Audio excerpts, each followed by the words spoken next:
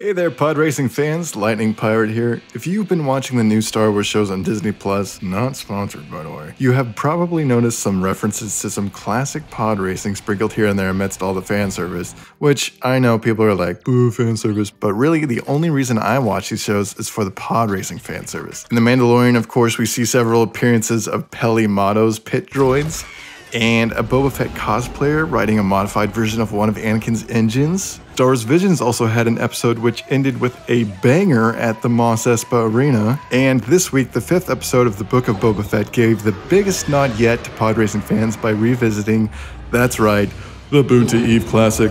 In the episode, we catch up with the Mandalorian, aka Din Djarin, aka Master Chief, who can't be the King of Mandalore because he can't keep his helmet on and he can't keep his sword up, if you know what I mean. Anyway, he needs a replacement for his ship, which tragically got destroyed, and Peli Motto convinces him to restore a classic Naboo starfighter, which is probably the same one that Anakin piloted, knowing how Disney treats every episode like a museum tour of Star Wars history.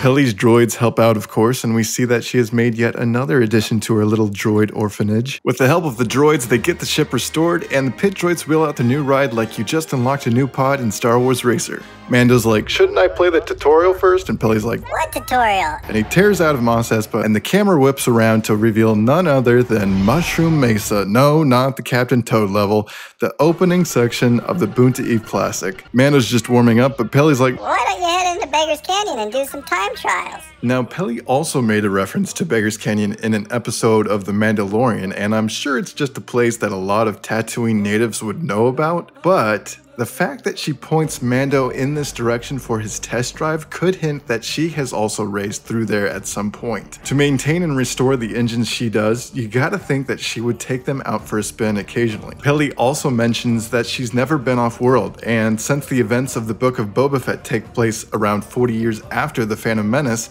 it's safe to assume that she was around 20 years old during that time. According to the Wikipedia article on Beggar's Canyon, quote, on non-race days, Tatooinean youngsters would sneak into the canyon to perform dangerous runs aboard their customized land speeders or skyhoppers. I don't know about you guys, but to me that's definitely gotta mean that she was a pod racing fan and or speed freak back in the day.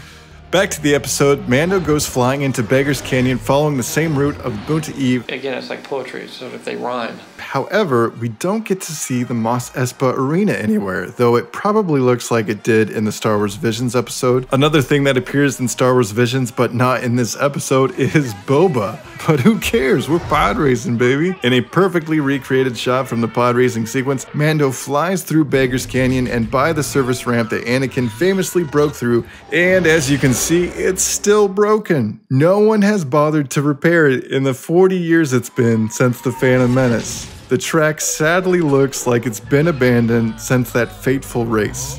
It makes you wonder why pod racing, which apparently everything revolved around according to Shmi, basically vanished after The Phantom Menace. I mean, you see some in Attack of the Clones, but did it not leave some kind of impact on Mos Espa? Anakin claims he's the only human who could ever do it, so did seeing a human win the Boonta Classic not pave the way for other humans to pod race?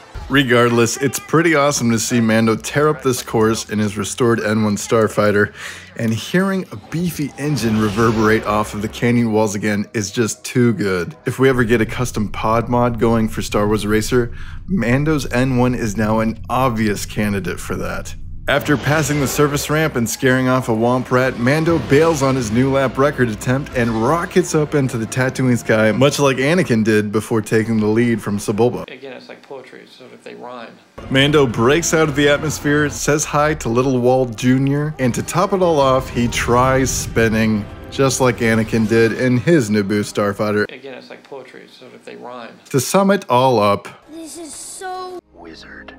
A great episode, but don't think this means I'm satisfied, Bryce and John. In a show that takes place nearly exclusively in Mos Espa, it took 5 episodes to acknowledge the events of the pod races, and that there's a giant racetrack just outside the city. Another thing that bugs me about these shows is the pod race sequence introduced so many interesting races of aliens, yet where have we seen them in new Star Wars media? I will only be satisfied when a character actually says the word pod racing. Actually, no. I won't be happy until Mando helps Boba Fett round up all the original pod racers and they restore the Boonta Eve to how it looked in its glory days, starting with the service ramp gate.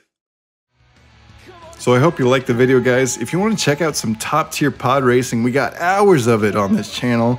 And be sure to like and subscribe and all that, but most importantly, join the Discord if you're not already in it. If you're already in it, just stay there, stay put, don't go anywhere. But if you're new, come and join us, and we'll see you in the next one.